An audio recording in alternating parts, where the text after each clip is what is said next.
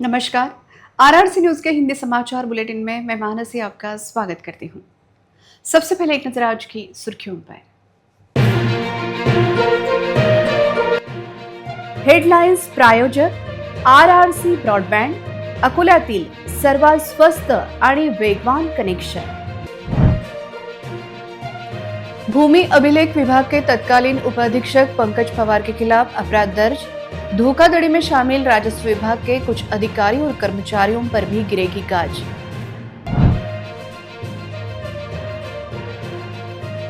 अमरावती विधान परिषद चुनाव के लिए होगा तिरंगा मुकाबला।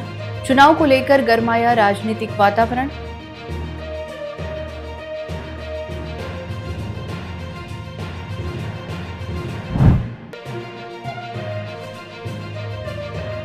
अगर गैरकानूनी होगा तो खाली की जाएगी स्कूल ऑफ स्कॉलर की जगह। स्थायी समिति सभापति विजय अग्रवाल के स्पष्ट संकेत।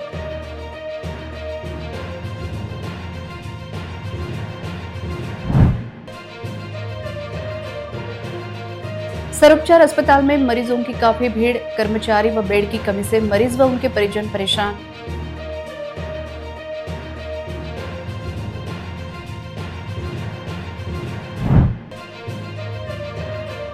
अतिरिक्त शुल्क को लेकर छात्र नर्सिंग कॉलेज प्रशासन आमने सामने। कॉलेज परिसर में छात्रों का ठिया आंदोलन। अब समाचार विस्तार से।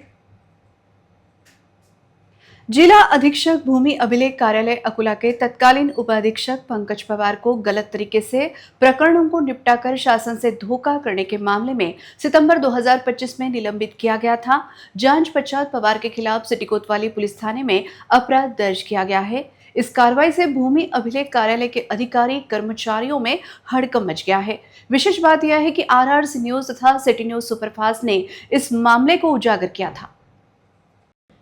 जानकारी के अनुसार 1 जून 2023 से 30 जून 2025 के दौरान तत्कालीन उपाधीक्षक पंकज पवार ने स्वाधिकार में संपत्ति के सत्ता प्रकार बदलने, मृतक खाताधारक के नाम आवेदन लेने, अस्थायी किराया पट्टों का संपत्ति पत्र तैयार करना, सार्वजनिक सुअधिकार की जगह निजी व्यक्ति के नाम करना, अधिकार क्षेत्र के बाहर जाकर सत्ता प्रकार में प्रमाण पत्र देना आदि कारनामे किए थे। इस कारण उन्हें निलंबित कर मामले की जांच शुरू की गई थी। अकोला भूमि अभिलेख कार्यालय के जिला अधीक्षक की ओर से इस मामले में शिकायत दर्ज की गई थी। इस मामले में पड़ताल के बाद सिटी कोतवाली पुलिस ने विविध धाराओं के तहत अपराध दर्ज किया था। निलंबित उपाधीक्षक पंकज पवार के कार्यकाल में हुए कारनामों की गंभीरता से जांच की गई थी। अमरावती प्रदेश के भूमि अभिलेख उपसंचालक तथा पुणे जमाबंदी आयुक्त के मार्गदर्शन में की गई जांच का रिपोर्ट 2 जनवरी 2026 को प्रस्तुत किया गया था। इस रिपोर्ट में पवार ने अपने पद का दुरुपयोग करते हुए गैर व्यवहार करने का स्पष्ट हुआ था।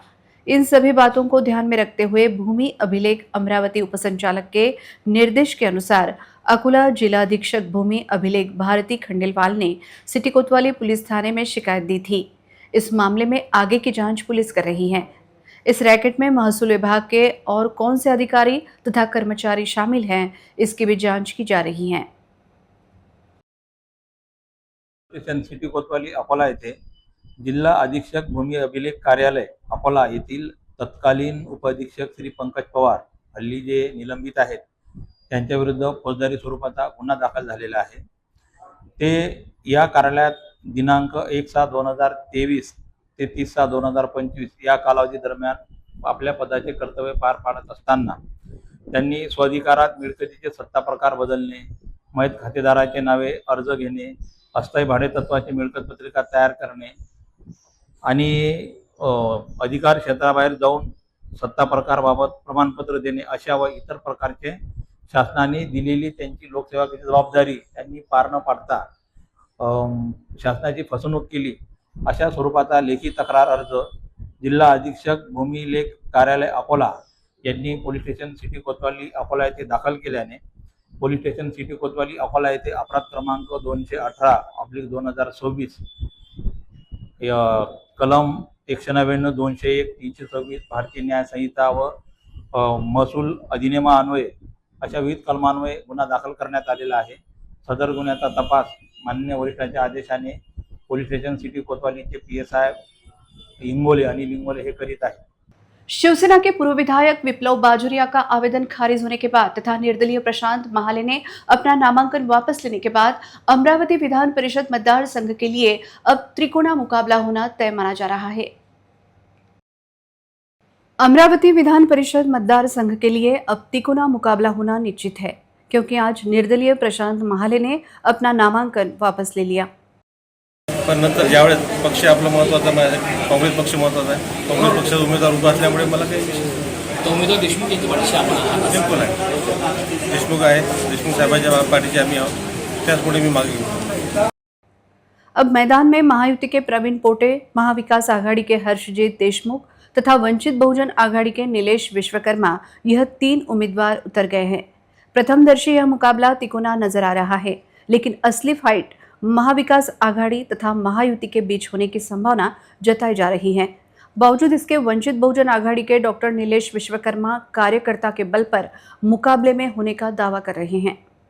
ही निवडणूकच कार्यकर्त्यांची मी आधीच म्हटलं, आणि भोळे बाजार स्वतःला कशा विकायचा आणि ज्याला गिफ्ट द्यायचा तो स्वीकारण्याचा सर्व अधिकार आहे, पण कार्यकर्ता पहिल्यांदा या निवडणुकीत जेव्हापासून विधान परिषद स्थापना झाली त्यामुळे पहिल्यांदा कोणी नगरसेवक हा थेट आमदारकी लढतो आहे. म्हणजे ही कार्यकर्त्याची निवडणूक आहे, त्यामुळे मोठ्या प्रमाणात त्याच्यात घोळे बाजार किती झाला तर कार्यकर्ता निवडायचा आहे, त्यामुळे जास्त त्रास नाही. नेते नेत्यांसोबत फिरतील, नेते नेत्यांचा घोळा बाजार करतील, कार्यकर्ता जागेवर आहे. शिवसेना के पूर्व विधायक विप्लव बाजोरिया का नामांकन रद्द होने के बाद उन्होंने हाईकोर्ट का रुख किया, लेकिन वहां भी अर्जी टिक नहीं पाई, इसलिए वे सुप्रीम कोर्ट जाएंगे, ऐसे संकेत है। यह देखते हुए रिजल्ट आने तक मुकाबला त्रिकोणीय रहेगा, जिसके चलते अमरावती विधान परिषद चुनाव का वातावरण गर्मा गया है। आरआरसी न्यूज के लिए संदीप मानकर की विशेष रिपोर्ट। अमरावती विधान परिषद मतदारसंघासाठी चित्र आज स्पष्ट झाले असून तिरंगी लढत होणार असल्याचे संकेत आहेत। आता या निवडणुकीमध्ये थेट लढत महायुती वर्सेस महाविकास आघाडीमध्ये होणार आहे, तर वंचित बहुजन आघाडीचा उमेदवार सुद्धा यामध्ये सहभागी झालेले आहेत। महाविकास आघाडीचे हर्षजीत देशमुख, महायुतीचे प्रवीण पोटे आणि वंचित बहुजन आघाडीचे या ठिकाणी डॉक्टर विश्वकर्मा यांच्यामध्ये थेट लढत होणार आहे। मात्र खरी लढत हे महायुती आणि महाविकास आघाडीमध्ये होणार असल्याचे चित्र राजकीय जाणकारांनी या ठिकाणी व्यक्त केलेले आहे। या ठिकाणी कालच विप्लव बाजोरिया यांचा नामांकन अर्ज निवडणूक निर्णय अधिकाऱ्याने खारिज केला होता। त्यांनी उच्च न्यायालयात धाव घेतली होती, पण उच्च न्यायालयात सुद्धा अर्ज स्टँड राहिला नाही, त्यामुळे ते सर्वोच्च न्यायालयात जाणार असल्याचे त्यांनी या ठिकाणी मीडियाशी बोलताना सांगितले। मात्र या ठिकाणी आज चित्र स्पष्ट झाले आहे। नामांकन अर्ज मागे घेण्याची आजची शेवटची तारीख होती। अपक्ष उमेदवार प्रशांत महल्ले यांनी नामांकन अर्ज मागे घेतलेला आहे, त्यामुळे तिरंगी लढत होणार आहे। मी संदीप मानकर, आरआरसी न्यूज नेटवर्क, जिल्हा प्रतिनिधि अमरावती। अमरावती विधान परिषद चुनाव प्रक्रिया को लेकर चुनाव निर्णय अधिकारी तथा जिलाधिकारी आशीष एरेकर ने मीडिया को जानकारी दी। आज दिनांक 4 जून 2026 रोजी उमेदवारी अर्ज मागे घेण्याची आज अंतिम तारीख होती। यामध्ये आपल्याकडे एकूण 1/6/2026 पर्यंत अमरावती स्थानिक प्राधिकारी निवडणुकीकरता एकूण 74 अर्जांची उचल ही त्या ठिकाणी झाली होती। यामध्ये एकूण 5 उमेदवारांनी 9 अर्ज आपल्याकडे विहित मुदतीमध्ये भरले। या 5 उमेदवारांची नावं आहेत: श्री हर्षजीत अनंतराव देशमुख, श्री प्रवीण रामचंद्र पोटे, श्री प्रशांत श्रीधर महल्ले, श्री निलेश ताराचंद विश्वकर्मा, श्री विप्लव गोपीकिशन बाजोरिया असे एकूण 5 उमेदवारांनी 9 अर्ज त्यांचे त्या ठिकाणी भरले होते। यामध्ये 2/6/2026 रोजी जेव्हा स्क्रुटिनी म्हणजे छाननीची प्रक्रिया आपण पार पाडली, त्यामध्ये आपल्याकडे श्री हर्षजीत अनंतराव देशमुख, श्री प्रवीण रामचंद्र पोटे, श्री प्रशांत श्रीधर महल्ले व श्री निलेश ताराचंद्र विश्वकर्मा यांनी श्री विप्लव गोपीकिशन बाजोरिया यांच्या नामनिर्देशन पत्रावर आक्षेप दाखल करण्यात आले। या आक्षेपावर रितसर सुनावणीही त्या ठिकाणी झाली। दोन्ही बाजूंचे युक्तिवाद ऐकून घेण्यात आले व सदरचा आक्षेप हा मान्य करून श्री विप्लव गोपीकिशन बाजोरिया यांचे नामनिर्देशन पत्र हे त्या ठिकाणी फेटाळण्यात आले होते। यानंतर आज दिनांक 4/6/2026 रोजी जे उमेदवार आहेत श्री प्रशांत श्रीधर महल्ले यांनी जो अपक्ष म्हणून उमेदवारी अर्ज त्या ठिकाणी भरला होता, तो त्यांनी आज विहित मुदतीमध्ये विहित फॉर्मॅटमध्ये त्यांनी आज मागे घेतला। त्यामुळे आता निवडणुकीमध्ये प्रत्यक्ष एकूण 3 उमेदवार यांची उमेदवारी त्या ठिकाणी कायम आहे। त्यामध्ये वैधरित्या निवडणूक आता लढवणाऱ्या 3 उमेदवारांची नावे खालीलप्रमाणे आहेत: श्री प्रवीण रामचंद्र पोटे, श्री हर्षजीत अनंतराव देशमुख, श्री निलेश ताराचंद विश्वकर्मा। या निवडणुकीकरिता एकूण 453 मतदार हे संपूर्ण जिल्हाभरामध्ये आपला मतदानाचा हक्क बजावतील. यामध्ये 227 महिला मतदार आहेत व 226 हे पुरुष मतदार. यामध्ये प्रशासनाची संपूर्ण तयारी ही निवडणूक प्रक्रियेच्या अनुषंगाने आम्ही तयारी केलेली आहे. यामध्ये जिल्ह्यामध्ये एकूण 7 मतदान केंद्र त्या ठिकाणी राहणार आहेत. या 7 मतदान केंद्रावर हे मतदानाची प्रक्रिया ही त्या ठिकाणी आम्ही पार पाडणार आहोत. यामध्ये 7 मतदान केंद्रावर एकूण 42 अधिकारी व कर्मचारी यांची आम्ही त्या ठिकाणी नियुक्ती केलेली आहे व आवश्यक तो पोलिसांचा बंदोबस्तही त्या ठिकाणी ठेवण्यात येणार आहे. 18 जून रोजी यामध्ये जी मतदानाची प्रक्रिया आहे ती पार पाडल्या जाईल.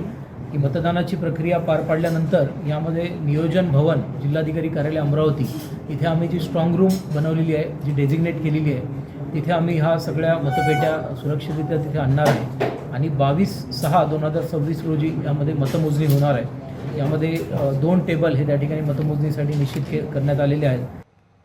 महापालिका ने हाल ही में आम सभा में ओपन स्पेस को स्थानीय लोगों को वापस करने का प्रस्ताव पास किया. इस प्रस्ताव के पास होने से पहले ही स्कूल ऑफ स्कॉलर्स की लीज 11-12 साल पहले खत्म हो गई थी. ऐसे में स्थायी समिति सभापति विजय अग्रवाल ने RRC न्यूज से बात करते हुए कौलखेड़ से जगह को स्थानीय लोगों के लिए खुली करने का बड़ा वादा किया. महापालिका के नगर रचनाकार साबले ने बताया था कि कौलखेड़ में स्कूल ऑफ स्कॉलर्स की लीज 2014 में खत्म हो गई थी. उसके बाद कौलखेड़ में स्कूल ऑफ स्कॉलर्स की जगह पर 10% से ज्यादा निर्माण कार्य किया गया हो तो वह जगह अभी के कब्जे वाले से वापस लेकर उसे गिरा दिया जाएगा. ऐसी स्पष्ट चेतावनी स्थायी समिति सभापति विजय अग्रवाल ने दी. ओपन स्पेस को उसी परिसर के स्थानीय नागरिकों को रखरखाव तथा दुरुस्ती के लिए सौंप दिया जाएगा. स्टैंडिंग कमेटी के चेयरमैन विजय अग्रवाल ने कहा कि ओपन स्पेस पर गैर कानूनी तरीके से कब्जा करने वालों के खिलाफ सख्त कार्रवाई की जाएगी और उन जगहों को खाली कराया जाएगा. सर, ओपन स्पेस में स्कूल ऑफ स्कॉलर बना हुआ है. 2008 में उनको 8 साल के लिए दिया गया था. 2014 में वो ख़त्म हो गया है, लेकिन उन्होंने रिन्यू नहीं किया है. और ओपन स्पेस में होने की वजह से लोगों की ये डिमांड है कि भाई वो ओपन स्पेस उनको दिया जाए. क्या कार्रवाई होने वाली है और किस तरह से? भारतीय जनता पार्टी की सरकार महापालिका में आने के बाद हमारी आघाड़ी की सरकार है. शहर विकास आघाड़ी के माध्यम से अकोला शहर में चाहे किसी की भी ओपन स्पेस हो, वो यदि उन्होंने 10% से ऊपर बांधकाम किया होगा तो वो उनसे निकाल लिया जाएगा और उस एरिया के जो लोग हैं उनके ताबे में वो दी जाएंगी देखभाल दुरुस्ती के लिए. हमको जगह देने का अधिकार नहीं है. दूसरा विषय, अकोला शहर के सारे जो बगीचे हैं वो BOT तत्व पर हमको देना है. जहाँ जहाँ ओपन स्पेस में जो जो काम करने की ज़रूरत होगी उसका एक कॉम्पैक्ट प्रस्ताव हम बना रहे हैं और वो सब सारी सुविधा उस एरिया के लोगों को ओपन स्पेस में हम करके देने वाले हैं. वृक्षारोपण करने वाले हैं और वहाँ पे खेलने के लिए, व्यायाम करने के लिए ओपन जिम बैठाने वाले हैं. तो इन पे भी जो कब्ज़ा जमाए बैठे हैं उन पे कड़ी कार्रवाई की जाएगी. कार्रवाई भी की जाएंगी, उनसे वो जगह खाली भी करवाई जाएगी और यदि अच्छा कोई काम कर रहा है और नियमानुसार उसके पास में वो है तो वो रहने भी दी जाएंगी. अकोला जिले सहित 5 पड़ोस के जिले के मरीजों के लिए सबसे भरोसेमंद माने जाने वाले सर्वोपचार अस्पताल में आरोग्य व्यवस्था पूरी तरह चरमराने की तस्वीर सामने आ रही है. मरीजों की बढ़ती संख्या के कारण एक ही बेड पर 2-2 मरीजों पर उपचार चल रहा है, जबकि कई मरीजों को जमीन पर लेटकर उपचार लेने की नौबत आ रही है, जिसके चलते मरीज और उनके परिजनों में नाराजगी व्यक्त हो रही है. भीषण ग्रीष्मकाल के बाद संसर्गजन्य बीमारियां, बुखार, पेट दर्द तथा विविध बीमारियों से ग्रस्त मरीजों की संख्या अचानक बढ़ने से सर्वोपचार अस्पताल में मरीजों को बेड कम गिर रहे हैं. एक ही बेड पर 2-2 मरीजों पर उपचार किया जा रहा है, जबकि कुछ मरीज बेड उपलब्ध न होने के कारण जमीन पर लेट कर उपचार ले रहे हैं. वहीं वार्ड बॉय की कमी होने के कारण कई मरीजों को उनके परिजन बेड पर उठाकर या हाथ घड़ी पर लिटाकर एक वार्ड से दूसरे वार्ड ले जाते दिखाई दे रहे हैं. इकडे काय गाडी वगैरे नाही आहे, स्टेशन वगैरे गाडी कोणी नाही आहे?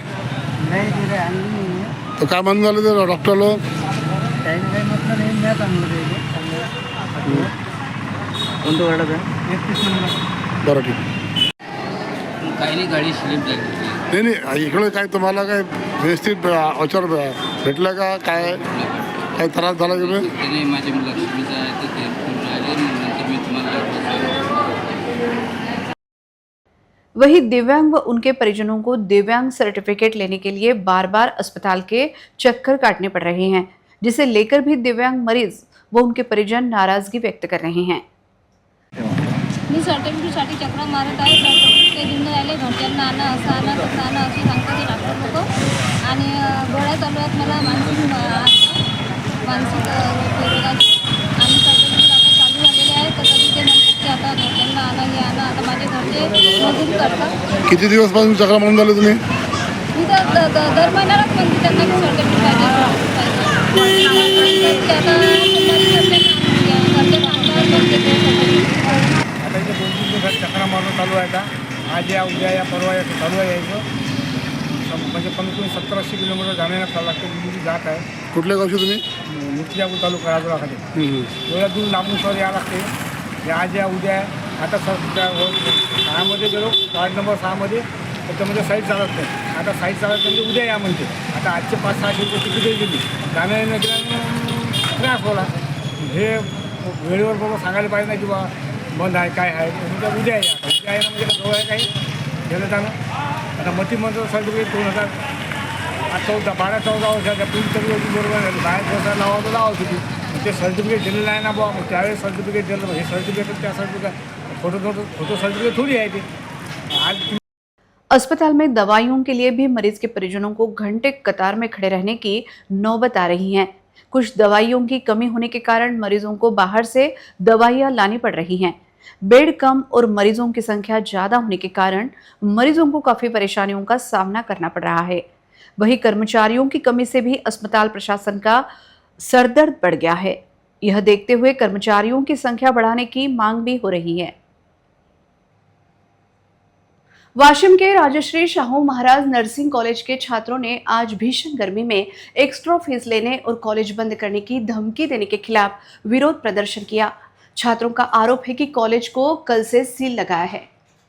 स्टुडंट पॉवर नेशन पॉवर, शिक्षण आमच्या हक्काचे नाही कुणाच्या बापाचे जैसी नारेबाजी करते हुए वाशिम शहर के राजश्री शाहू महाराज नर्सिंग कॉलेज के छात्रों ने आज कड़ी धूप में ठिया आंदोलन किया।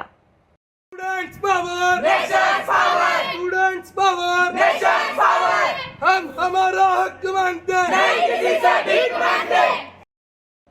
वाशिम शहर के राजश्री शाहू महाराज नर्सिंग कॉलेज के छात्रों ने आज भीषण गर्मी में धरना आंदोलन शुरू कर दिया है। छात्रों का आरोप है कि कॉलेज प्रशासन ने एक्स्ट्रा फीस लेकर कल से कॉलेज को सील लगाया है तथा कॉलेज बंद करने की धमकी दी जा रही है। कॉलेज प्रशासन हमसे एक्स्ट्रा फीस ले रहा है और इस बारे में समाज कल्याण आयुक्त और जिलाधिकारी से शिकायत करने पर कॉलेज बंद करने की धमकियां दी जा रही हैं। मी 3rd इयरचे स्टुडंट आहे, तर आमचं म्हणणं एवढंच आहे की बा त्यांनी आमचे 3rd इयरचे फॉर्म भरले नाही तर फी भरून पण, आणि ते म्हणतात आता 1 महिन्याने आमची एक्झाम आहे तर आम्ही फॉर्म भरू शकत नाही। तर हे कोणत्या अधिकाऱ्याने म्हणू शकतात की बा आम्ही तुमचे फॉर्म भरू शकत नाही, आणि कॉलेजला कालपासून सील लावलेला आहे। सील लावण्याचं काय कारण आहे? आम्ही फीची मागणी केली होती म्हणून। आमची मागणी एकच आहे की त्यांनी अतिरिक्त फी घेतलेली आहे ती कमी करावी, आणि सोबत आमचे मानसिक टॉर्चर केले जाते ते बंद करावं। सोबतच आम्ही काही दिवसा अगोदर अल्टिमेटम दिला होता, आम्हाला पुरस्कार सोयी सुविधा नव्हत्या, त्याच्यामुळे आम्ही लेटर दिलं होतं अखिल भारतीय विद्यार्थी परिषद थ्रू। त्याच्यामुळे ते लेटर अल्टिमेटम दिला होता तरी त्यांनी काही ॲक्शन घेतली नाही। त्याच्यानंतर आम्ही कलेक्टर ऑफिसला निवेदन दिलं होतं, सोबत समाज कल्याणाला दिलं होतं। तर समाज कल्याणमधील काही व्यक्तींनी आमच्या डायरेक्टरला गोरले सरला कॉल केला होता। त्याच्यानंतर त्यांनी आमची मीटिंग भरली होती कॉलेजला। त्याच्यानंतर ते म्हणले होते त्यात की तुम्ही निवेदन दिलं ते त्याचं कारण काय ते विचारल्यानंतर तुम्ही स्वतः नुकसानच हे झालेले आहात, आमचं कॉलेज सील करण्यात आलं। आणि त्यांना म्हणलं विचारलं आम्ही की आमचं शिक्षणाचं पुढचं काय, ते म्हणे तुम्ही तुमचं पाहून घ्या। आता काय मागणी आहे नेमकी? आता आमची नेमकी मागणी आहे की आमचं फी आहे ती कमी करावी, किंवा आमची अतिरिक्त फी घेण्यात येत आहे ती घेण्यात येऊ नये। हालांकि कॉलेज प्रशासन ने इन आरोपों से इनकार किया है और मीडिया को बताया है कि कॉलेज में दुरुस्ती का काम चल रहा है, इसलिए सिर्फ ऑफिस को टेम्पररी तौर पर बंद किया गया है। कॉलेजला सील मारण्यात आलेलं नाहीये। कॉलेजला POPचं ऑफिसचं काम चालू आहे. इथे POP करणारे कर्मचारी आहेत, कलर करणारे कर्मचारी आहेत. इथे सगळं याचं काम चालू असल्यामुळे रोज संध्याकाळी कर्मचारी जातावेळेस, कर्मचारी गेल्यानंतर कर्मचारी तो लॉक करून त्याला सील चिकटपट्टी लावून ठेवतात त्याला, किंवा परत दुसऱ्या दिवशी जो उघडेल, परत तिथे सगळे डॉक्युमेंट्स आहेत, तिथे कपाटं आहेत, विद्यार्थ्यांचे पेपर्स आहेत. ते रोज ते फक्त ऑफिस बंद आहे केलेलं, त्याचं सुद्धा काम आता लाईट फिटिंगचं चालू आहे, त्यांचं फायनल याच्यात आहे. आणि ऑफिस चालू आहे, उघडे आहेत. मॅडम ऑफिसमध्ये बसलेले आहेत, स्टाफ बसलेला आहे, क्लासरूम सुद्धा चालू आहेत, क्लासरूम सगळ्या उघड्याच आहेत. त्यांच्याकडून अतिरिक्त फी घेतल्याचा त्यांनी आरोप केलेला आहे. कारण त्यांना एक स्कॉलरशिप पण मिळते आणि त्या व्यतिरिक्तही कॉलेज अतिरिक्त फी घेते असं त्यांचं म्हणणं आहे. अशी अतिरिक्त फी आम्ही कुठलीच घेत नाही.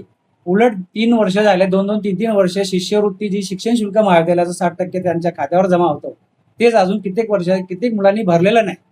फर्स्ट इयरला ज्यांना भेटलं त्यांनी भरलं नाही, तरी त्यांचे आम्ही फर्स्ट इयरला फॉर्म भरून ते सेकंड इयरला आलेत, सेकंड इयरची परीक्षा देत आहेत. सेकंड इयरला पण ॲपियर होऊन परीक्षेला गेलेत, तरी सुद्धा त्यांनी फर्स्ट इयरचं सुद्धा 60% शिष्यवृत्ती अजून महाविद्यालयाला जमा केलेली नाही. कित्येक वेळा त्यांना नोटिसेस पाठवल्यात, पत्र काढलीत, त्यांना कित्येक वेळा सांगितलंय, पण अजून सुद्धा ती फी त्याची जमा झाली नाही. तुमच्या कॉलेजकडून अडकून खोली टाकली जाते, नेहमी पेपर फाडले जातात, नुकसान करू नाही, असं व्हिडिओ आणि कॉल रेकॉर्डिंग आहेत तिथे. असं कधीच होत नाही. आम्ही तर कधी पेपर पाहते नाही, आम्हाला तर कधी सगळं कर्मचारीच करतात. जरी असेल तरी कर्मचाऱ्यांनी सुद्धा असं कुठे आम्हाला आजपर्यंत कोणीच निदर्शनात आणून दिलेलं नाही. आणि अतिशय चांगला रिझल्ट आहे. जाने माने यूरोलॉजिस्ट डॉक्टर प्रशांत मुलावकर और प्लास्टिक सर्जन डॉक्टर उत्पला मुलावकर ने 4 जून 2006 को अकुला के गड्ढम प्लॉट में तीर्थंकर सुपर स्पेशलिटी हॉस्पिटल शुरू किया था।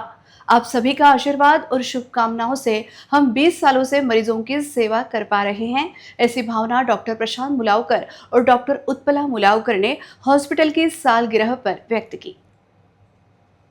1998 में मुंबई के जे हॉस्पिटल से प्रशिक्षण लेने के बाद हमने अकुला में यूरोलॉजी और प्लास्टिक सर्जरी की सेवाएं आरंभ की। अकुला में एक सुपर स्पेशलिटी हॉस्पिटल की ज़रूरत को देखते हुए हमें खुशी है कि हम वह सेवा दे पाए। हम इसके लिए सभी के आभारी हैं। हमें उम्मीद है कि हमें भविष्य में भी सेवा करने का मौका मिलेगा। आप सभी के सहयोग से हम 2 दशकों तक मरीजों की सेवा कर पाए। इसके लिए डॉक्टर प्रशांत मुलावकर ने तीर्थंकर सुपर स्पेशलिटी हॉस्पिटल की सालगिरह के मौके पर सभी का शुक्रिया अदा किया। नमस्कार, मी डॉक्टर प्रशांत मुळावकर। आज तीर्थंकर हॉस्पिटल सुपर स्पेशालिटी हॉस्पिटलचा आपण 20वा वर्धापन दिन साजरा करतो आहोत। 2006 साली हे रोपटं आम्ही इथे लावलं आणि आपणा सर्वांच्या आशीर्वादाने, शुभेच्छाने आम्ही आपली सर्वांची सेवा करू शकलो। 1998 साली मुंबईहून जे हॉस्पिटल येथून प्रशिक्षण घेऊन आम्ही इथे यूरोलॉजी आणि प्लास्टिक सर्जरीच्या सेवा समाजाला समर्पित केल्या आणि ह्या सर्व सेवा करता करता आम्हाला असं जाणवलं की या विभागामध्ये बऱ्याचशा रुग्णांना सुपर स्पेशालिटी सेवांची गरज होती आणि त्या सेवा आम्ही देऊ शकलो याबद्दल फार चांगलं वाटतं आणि आपणा सर्वांचे आम्ही ऋणी आहोत। अशीच सेवा करण्याचा आम्हाला यानंतर सुद्धा आपण मौका द्याल अशी आशा करतो आणि परत एकदा मी सर्व समाजाचे, सर्व जनतेचे, रुग्णांचे, हितचिंतकांचे अभिनंदन करतो, आभार मानतो की आपणा सर्वांच्या सहकार्याने आज हे रुग्णालय जगामध्ये वेगवेगळ्या ठिकाणी सुद्धा याची चर्चा होते। बऱ्याचशा ट्रीटमेंट मोडॅलिटीजमध्ये जे काही आपण इथे प्रयोग केलेले आहेत, जे काही इथे उपचार पद्धती आपण केल्या आहेत त्या वेगवेगळ्या लिटरेचरमध्ये कोट केल्या जातात आणि हे सगळं आपणा सर्वांमुळे आहे। आपला आभारी आहो। धन्यवाद। महापालिका के नगर रचनाकार सावले ने कोलखेड़ से स्कूल ऑफ स्कॉलर के लीज 2014 में ही खत्म होने की जानकारी दी। इसके बाद परिसर के नागरिकों ने तीव्र रोष व्यक्त करते हुए स्थानीय लोगों के लिए यह जगह खुली करने की मांग की। साथ ही फिर से यह जगह स्कूल व्यवस्थापन को ना सौंपी जाए, यह मांग भी की। देखते हैं हमारे प्रतिनिधि विक्रम शर्मा के साथ नागरिकों का संवाद। मौजा कोलखेड़ सर्वे नंबर 5/1, 5/3 मधील मंजूर अभियानानुसार खुली जागा 2341 स्क्वेअर मीटर होती। त्यापैकी खुल्या जागेपैकी 10% जागा म्हणजे 234 स्क्वेअर मीटर ही स्वर्गीय राधिकाबाई मेघे महिला शिक्षण संस्थातर्फे सचिव श्रीमती सुमिती राजेंद्र वानखडे यांना दिनांक 23/2/2006 रोजी 8 वर्ष 11 महिन्याच्या कालावधीसाठी भाडेपट्ट्यानं दिली होती. त्यानंतर ती जी काही कारवाई करायची होती एक तर भाडेपट्टा वाढवण्यासंदर्भात किंवा खाली करण्यासंदर्भात, त्या संदर्भातली कारवाई महापालिकेकडून प्रलंबित आहे. सदर कारवाई महापालिकेतर्फे प्रस्तावित करण्यात येत आहे. स्कूल ऑफ स्कॉलर हे ओपन स्पेसमध्ये आहे. त्यांचा करारसुद्धा आता रद्द झालेला आहे, कारण की म्हणजे त्यांनी रिन्यू केलेलं नाही आहे, पैसेही भरलेले नाही आहे. 2008मध्ये घेतलं होतं, 14मध्ये ते संपुष्टात आलेलं आहे. त्यानंतर भाडेतत्वावर जे दिलं होतं त्याचं त्यांनी रिन्यू पण केलेलं नाही आहे. आज 2026 आहे, आतापर्यंत त्यांनी काहीच केलेलं नाही आहे. आणि सगळ्यात महत्त्वाचं ही ती जागा जी आहे ज्याच्यावर स्कूल ऑफ स्कॉलर झालेले आहे, त्यात नागरिकांची तुमची सगळ्यांची हक्काची जागा आहे. काय वाटतं तुम्हाला, ती जागा भेटली पाहिजे की काय? हक्काची जागा ती मिळायलाच पाहिजे. ओपन स्पेस असेल तर ते लीजवर असेल आणि ते लीज संपल्यानंतर त्यांनी एक तर पैसे भरावे किंवा मग खाली करून द्यावे. एक तर ही जागा रिलीव करायला पाहिजे, नाहीतर मग खाली करायला पाहिजे, किंवा ही ओपन फेस असल्यामुळे म्हातारे, लहान मुलं किंवा शाळेचे विद्यार्थी हे त्याच्यात खेळू शकतील. गार्डन सर्वांना गार्डन बगीचाही होऊ शकते. अशी माझी इच्छा रिकामी करून द्यावी त्यांनी आणि जनतेच्या स्वाधीन करावी. जे खेळाची जागा आहे ती त्यांना खाली करून द्यावं, किंवा ते जे शासनाचे जे हे आहे म्हणजे मोबदला तो भरून द्यावा. तुम्हाला वाटतं की ती जागा नागरिकांना मिळाली पाहिजे? ते तर आवश्यक आहे. पहिल्यांदा हक्क नागरिकांचाच आहे. तिथं रहिवासी जे लोक आहेत त्यांना तर त्यांचाच हक्क आहे. ते बिलकुल खाली करायला पाहिजे. ते जागा खाली करायला पाहिजे, काऊन की ते ओपन फेस आहे. तो मुलांना खेळायला जागा मिळते. लीजवर दिलेली ते परत भेटायलाच पाहिजे. लीज त्यांनी अजून रिन्यू केलेली नाही. हा, रिन्यू करायला पाहिजे, नाही तर मग वापस द्यायला पाहिजे. हा हा. सध्या आपल्यासोबत अकोला महानगरपालिकेचे शिक्षणाधिकारी हरिश्चंद्रजी इटकर सर आहेत.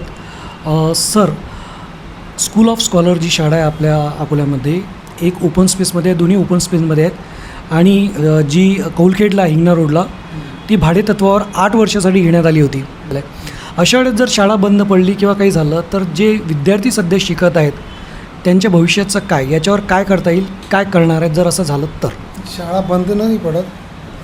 जर त्यांनी एवढी मोठी संस्था उभी केलेली आहे तर त्याचं ते नियोजन करतील, कुठं ना कुठं जागा घेतील आणि शाळा विद्यार्थ्यांचं नुकसान होऊ देणार नाहीत. आणि तसे काही पालकांच्या तक्रारी आल्या आमच्या शिक्षण विभागाकडे तर आम्ही त्याच्यात मार्ग काढू. तुमच्या अंडरमध्ये येते का ते? आमच्या नियंत्रणात येत नाही ते, पण त्यांचा एक UDAIS आमच्याकडे आहे. त्या UDAIS त्या शाळेबद्दल आम्ही घेऊ.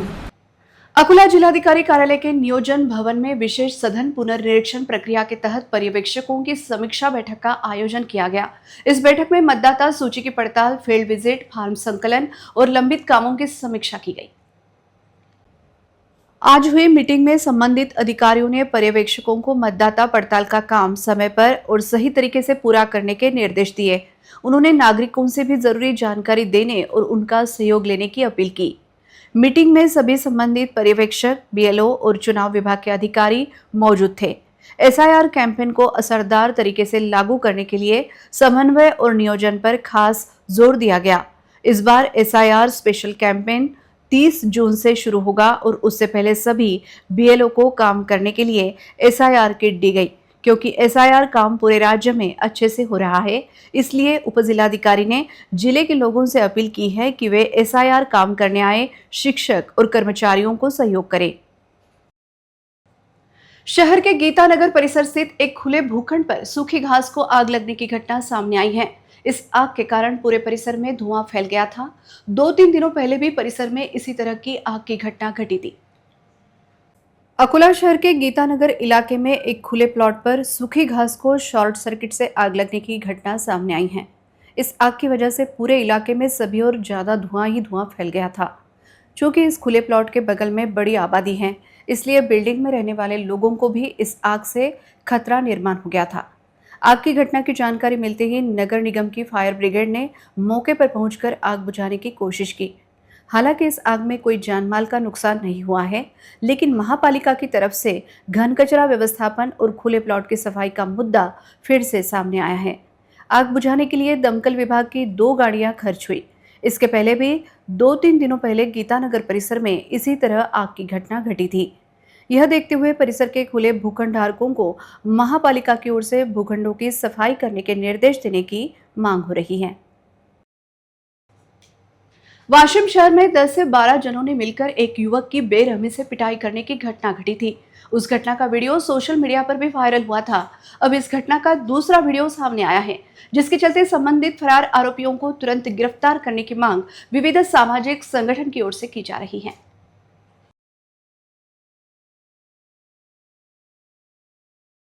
1 जून को वाशिम शहर में एक गैरेज मालिक और उसके परिवार द्वारा गाड़ी को कट क्यों मारा, यह पूछने पर एक युवक व उसके परिवार की अत्यंत बेरहमी के साथ पिटाई की गई थी। लोहे के रॉड तथा लकड़ी के डंडे के जरिए पिटाई करने का और एक वीडियो सामने आया है। वाशिम शहर में कानून व्यवस्था का मुद्दा एक बार फिर सामने आया है। हालांकि इस घटना का एक और वीडियो अब सोशल मीडिया पर वायरल हुआ है, जिसमें हमलावरों का आतंक साफ दिख रहा है। आरोपियों पर पूर्व नियोजित साजिश रचकर राजेश राउत, प्रवीण राउत, प्रतीक राउत और अंकुश सोनटक्के के साथ लोहे के पाइप तथा लकड़ी के डंडों से मारपीट करने का आरोप है। पता चला है कि इस हमले में एक की हालत गंभीर बताई जा रही है, जबकि अन्य बुरी तरह घायल हो गए हैं। दिन दहाड़े हुई इस घटना से नागरिकों के दिल में डर का माहौल बन गया है। सवाल यह है कि कानून व्यवस्था का खौफ आखिर कहां चला गया है। शहर में हुई मारपीट और झगड़े के मामले में शहर पुलिस ने 5 लोगों तथा कुछ अज्ञात व्यक्तियों के खिलाफ मामला दर्ज किया है। घायलों के उपचार के कारण शिकायत दर्ज कराने में देरी हुई है, लेकिन इस मामले को लेकर सामाजिक संगठन सक्रिय हो गए हैं। सावता परिषद की ओर से सभी हमलावरों के खिलाफ सख्त से सख्त कार्रवाई की जाए, इस मांग का निवेदन जिला पुलिस अधीक्षक को दिया गया है। 1 जून रोजी वाशिम शहरात जी क्षुल्लक कारणावरून एका सर्वसामान्य कुटुंबाला गंभीर अशी मारहाण करण्यात आली, ही बातमी समाज माध्यमाच्या माध्यमातून सर्वत्र पसरली आणि ती पाहण्यात आली। जनतेत या गोष्टीबद्दल फार मोठ्या प्रमाणावर रोष आहे। सर्वसामान्य कुटुंबावर अशा प्रकारे हल्ला होणं हे कोणालाही अपेक्षित नव्हतं आणि पोलीस प्रशासनाकडून या प्रकरणी झालेली कारवाई अतिशय क्षुल्लक आणि छोटीशी आहे। म्हणून आज आम्ही सावता परिषदेच्या वतीनं SP साहेबांना भेटून या प्रकरणी निवेदन केलं व या प्रकरणी गुन्हेगारांना त्वरित अटक करून गंभीर स्वरूपाचे गुन्हे त्यांच्यावर लावण्यात यावे। प्रसंगी शहराची शांतता सुव्यवस्था अबाधित राहण्याकरता अशा आरोपींना मोक्कासारख्या गुन्हे लावण्याची सुद्धा मागणी आज आम्ही पोलीस अधीक्षकांकडे केली आहे। आगामी बारिश के मौसम को देखते हुए जिलाधिकारी वर्षा मीना ने जिले के बचाव पथकों को तुरंत प्रशिक्षण व साधन सामग्री देने के निर्देश दिए थे। इसी के तहत विशेष मार्गदर्शकों की मौजूदगी में काटेपूर्णा बांध में प्रशिक्षण का आयोजन किया गया। आगामी बारिश के मौसम को देखते हुए जिला प्राकृतिक आपदा विभाग की ओर से महान के काटेपूर्णा बांध में जिले में खोज और बचाव टीमों का प्रशिक्षण आयोजित किया गया। इस मौके पर राज्य टीम के विशेषज्ञ ने मार्गदर्शन किया। इस ट्रेनिंग के दौरान बार्शी टाकली के तहसीलदार रविंद्र कापशीकर, गुट विकास अधिकारी मौर्य मौजूद थे। नागपुर के राज्य आपदा प्रतिसाद पथक के DJ Date, AS Sikandar, DV काले ने जिले की टीमों को मार्गदर्शन किया। इस प्रशिक्षण में अकोला, मूर्तिजापुर, बार्शी टाकली, पातूर, बालापुर तालुका के पुलिस, होमगार्ड, दमकल विभाग के कर्मचारी, तलाठी, ग्राम सेवक, स्वयंसेवी संस्था के प्रतिनिधि, आपदा मित्र शामिल हुए। ट्रेनिंग में बाढ़ राहत, खोज और बचाव, सर्च और रेस्क्यू, प्रथमोपचार, आधुनिक बचाव सामग्री, बोट प्रशिक्षण और प्रात्यक्षिक की जानकारी दी गई। यह प्रशिक्षण इसलिए जरूरी था ताकि अलग अलग लेवल के लोगों को अगले मानसून के हिसाब से प्रशिक्षण दिया जा सके। राज्य टीम और आपदा व्यवस्थापन के पुलिस निरीक्षक, आपदा व्यवस्थापन पथक के सुनील कल्ले, हरिहर निमकंडे, दीपक सदाफले, उमेश आटोटे, रंजित घोगरे, विजय माल्टे, वीर भगत सिंह बचाव पथक, मां चंडिका बचाव पथक कुरणखेड़, पोपटखेड़, वंदे मातरम आपदाकालीन पथक ने इस प्रशिक्षण में भाग लिया। अमरावती के गाड़गे नगर थाना अंतर्गत आने वाले तपोवन टेकड़ी जंगल स्थित नाले से मंगलवार को बरामद अंजलि युवती की लाश की पहचान परिजनों ने की है। सोशल मीडिया और समाचारों में प्रसारित तस्वीरों के आधार पर युवती की पहचान हुई। मृतका की पहचान 21 वर्षीय काजल जितेंद्र इंगले के रूप में हुई है, जो चांदूर बाजार के विश्रोली निवासी है। मृतका की पहचान सोशल मीडिया और समाचारों में प्रसारित तस्वीरों के आधार पर हुई। काजल के भाई, मौसी और माता पिता ने कपड़ों से उसकी पहचान की। बुधवार शाम शव परिजनों को सौंप दिया गया। लेकिन बुल्ढाना में पहचान संबंधी चूक को देखते हुए पुलिस ने डीएनए जांच के लिए नमूने भी ले लिए हैं। जांच दल घटनास्थल से मिले rod, CCTV footage, mobile call detail और अन्य फॉरेंसिक साक्ष्य की जांच कर रहा है। परिजनों ने काजल के पूर्व प्रेमी और उसके साथियों पर हत्या का आरोप लगाया है। पुलिस पूर्व प्रेमी समेत 3 संदिग्धों की जांच कर रही है।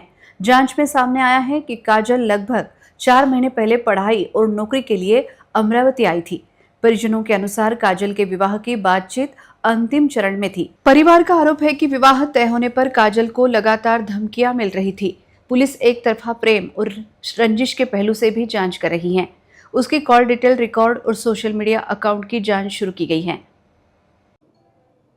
पोलीस स्टेशन गाडगेनगर अमरावती शहर येथील जो तपोवन परिसर जो आहे त्या परिसरातील जो पडीत जे जंगल परिसर आहे त्या तपोवन संस्थेचा त्या परिसरामध्ये दिनांक 2 जून रोजी दुपारी 1:30 वाजताच्या दरम्यान असा एक फोन आला आम्हाला की बा अशा प्रकारचे एक जळालेल्या अवस्थेतील एका महिलेचे प्रेत त्या ठिकाणी पडून आहे। त्या अनुषंगाने आम्ही वरिष्ठ अधिकारी व आम्ही स्टाफसह त्या ठिकाणी गेलो होता। त्या ठिकाणी एक मृत अवस्थेत जळालेल्या अर्ध अवस्थेत महिला जातीचे प्रेत आढळून आले। त्या ठिकाणी एक रॉडसुद्धा होता, म्हणजे त्याच्यामुळे क्लिअर झालं होतं की त्या महिलेसोबत काहीतरी घातपात झाला असावा आणि तिला मारला असावा आणि पुरावा नष्ट करण्याच्या दृष्टिकोनातून तिला जाळून टाकण्याचा प्रयत्न केला। परंतु जे काय असेल लोकांच्या भीतीपुढे किंवा येणार जाणाऱ्यांच्या याच्या भीतीमुळे तो व्यक्ती पास्टमध्ये जो काही कृत्य करणारा होता आरोपी अज्ञात व्यक्ती तो पळून गेला आणि ती महिला पूर्णपणे जळालेली नाही। त्या घटनेला साधारणतः 36 ते 38 तास उलटून गेलेले असल्यामुळे आणि उष्ण वातावरण असल्यामुळे बऱ्यापैकी ती बॉडी आहे शरीर जे प्रेत होतं ते कुजण्यास सुरुवात झालेली होती। चेहऱ्याला जमिनीला टेकलेला असल्यामुळे पूर्ण त्याच्यामध्ये अळ्या पडलेल्या होत्या, त्यामुळे चेहरा ओळखण्यासारखा नव्हता आणि महिलेच्या अंगावरील जे काही अर्धवट जळालेले कपडे होते, जो स्टॉल होता, गुंडाळलेला चेहरा आणि इकडे हातापायाला असलेले नखपालिश आणि हातात अंगावर असलेला पिवळ्या कलरचा जो काही ड्रेस होता तुकडा उरलेला आहे, त्याच्यावरून जे काही एक पोलीस स्टेशन फेजरपुरा हद्दीत राहणारे राजुरा गावातील या घटनेपासून 200 मीटर अंतरावरील जे इसम आहे थोरात नावाची व्यक्ती जे आहेत त्या व्यक्तींनी त्यांची ही मुलगी नातेवाईक असल्याचे सांगितले। त्याबद्दल त्यांनी पोलीस स्टेशन फेजरपुरा येथे ते काही मिसिंगची तक्रार घरून गेल्यावर दाखल करणार आहेत, परंतु दाखल झाली की नाही अद्याप माहिती घेणे सुरू आहे आणि त्यांनी बघितले की आमचीच नातेवाईक आहे असं त्यांनी प्रथमदर्शनी सांगितलेले आहे। परंतु प्रेताची कुजलेली अवस्था आणि त्या अनुषंगाने तिच्या आईवडिलांना त्या ठिकाणी बोलावण्यात आले। आईवडील आज सकाळी फॉर्च्युनरमध्ये ज्यावेळेस प्रेत आणले त्यावेळेस त्यांनी प्रथमदर्शनी सांगत आहेत की बा हे माझ्या मुलीचे आहे, परंतु अद्याप कन्फर्म होणे बाकी आहे। त्या दृष्टिकोनातून पोलीस PVM करत आहेत, सोबतच DNA टेस्ट मॅच करून घेण्यात येत आहे। मुलीचे आईवडील आणि मुलीचे जे काही प्रेत जे मिळालेलं आहे त्या मुलीचे सुद्धा प्रेतचा DNA टेस्टसाठी प्रयत्न करत आहोत, आम्ही ते करून घेण्यात आहोत। ते जी मुलगी निघून गेलेली होती तिचं नाव होतं काजल जितेंद्र इंगळे। ही मुलगी मिसिंग आहे, त्यामुळे हीच ती मुलगी आहे हे अद्याप मला सांगणे शक्य नाही, परंतु जे काही तिचे नातेवाईक आले त्यांनी सांगितलेलं आहे की ती आहे, परंतु अद्याप 100% खात्री नाही। आम्ही त्याचा पुढील DNA टेस्ट व इतर जे काही पुरावे आहेत ते गोळा करून ते आम्ही निश्चित त्याच्यापर्यंत पोहोचू शकू। त्या मुलीच्या संपर्कातील जे काही संशयित व्यक्ती होते त्यांच्या नातेवाईकांनी व इतर ज्या व्यक्तींनी माहिती दिली त्या 2 संशयित व्यक्तीला गुन्हे शाखा व आमच्या पोलीस स्टेशनने आम्ही ताब्यात घेतलेलं आहे आणि त्यांच्याकडून विचारपूस चालू आहे, चौकशी सुरू आहे। तसेच घटनास्थळावरील आजूबाजूच्या लोकांकडून आणि जे काही जे सर्वात शेवटी ज्यांनी बघितले त्या मुलीची मावशी थोरात आणि त्यांचे काका यांनी तिला बघितलं होतं घरून निघताना 31 तारखेला दुपारी 3:30 ते 4च्या दरम्यान। त्या अनुषंगाने त्यांच्याकडून जी काही माहिती मिळेल आणि नातेवाईकांकडून माहिती मिळेल त्या दृष्टिकोनातून प्रयत्न करून घटनाक्रम काय घडलेला असावा आणि त्या मुलीच्या बाबत कोणी घातपात केला असावा यापर्यंत आरोपीपर्यंत आम्ही जाण्याचा प्रयत्न करीत आहोत। हो, शवविच्छेदन करत असताना जे काही प्रोसेस होते बॉडी डिकम्पोज होणे सुरू असल्यामुळे आपण डॉक्टरांची टीम, महिला अधिकारी आणि त्या ठिकाणी इन कॅमेऱ्याच्या मध्ये आणि जे काही ज्यांनी ओळख पटवलेली आहे शासकीय पंच आणि ओळख पटवलेले जे नातेवाईक आहेत त्यांच्या समक्ष ते इन कॅमेरामध्ये त्याचं शवविच्छेदन करत आहोत आणि प्रेत आपल्याच ताब्यात ठेवत आहोत जोपर्यंत त्याचं कन्फर्मेशन येत नाही आहे। या ठिकाणी घटनास्थळावर माननीय पोलीस आयुक्त श्री राकेश ओला सर, माननीय पोलीस उपायुक्त श्री श्याम घुगे सर आणि सहाय्यक पोलीस आयुक्त गाडगेनगर विभागाचे माननीय श्री कुंकर सर या सर्वांनी व आमच्या महिला अधिकारी PI 15 व स्टाफने देखील भेट दिली. घटनास्थळावर FSLची टीम आणि इतर माध्यमातून पुरावे गोळा करून घटनेचा पूर्ण म्हणजे निष्कर्ष काढेपर्यंत आणि त्या प्रेतासोबत झालेली जी काही घटना आहे त्याचा शोध घेण्याचा पुरेपूर प्रयत्न करीत आहोत. अंत में एक नजर आज की सुर्खियों पर। हेडलाइन्स प्रायोजक RRC ब्रॉडबँड, अकोल्यातील सर्वात स्वस्त आणि वेगवान कनेक्शन। भूमि अभिलेख विभाग के तत्कालीन उपाधीक्षक पंकज पवार के खिलाफ अपराध दर्ज। धोखाधड़ी में शामिल राजस्व विभाग के कुछ अधिकारियों और कर्मचारियों पर भी गिरेगी गाज।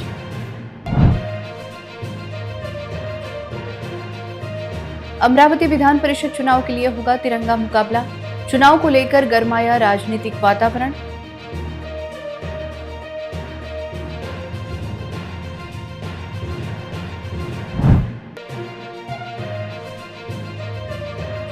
अगर गैरकानूनी होगा तो खाली की जाएगी स्कूल ऑफ स्कॉलर की जगह। स्थायी समिति सभापति विजय अग्रवाल के स्पष्ट संकेत।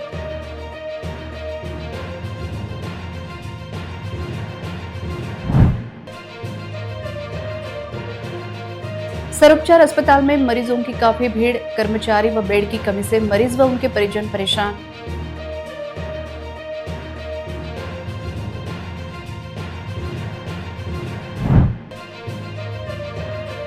अतिरिक्त शुल्क को लेकर छात्र नर्सिंग कॉलेज प्रशासन आमने सामने। कॉलेज परिसर में छात्रों का ठिया आंदोलन।